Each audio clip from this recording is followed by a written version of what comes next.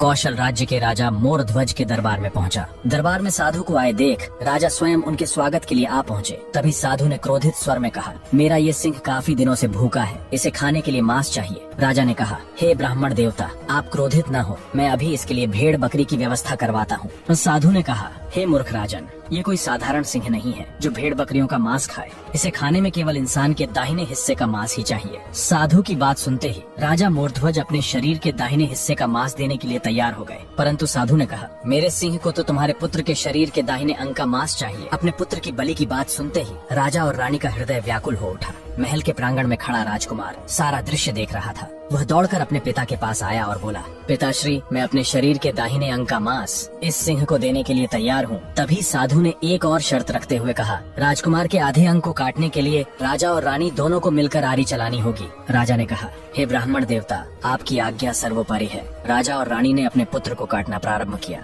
कि तभी राजकुमार की बाहीं आंख से आंसू निकलने प्रारंभ हो गए। साधु ने क्रोधित होकर कहा, मेरा सिंह रोते हुए मनुष्य का मांस नहीं खाता।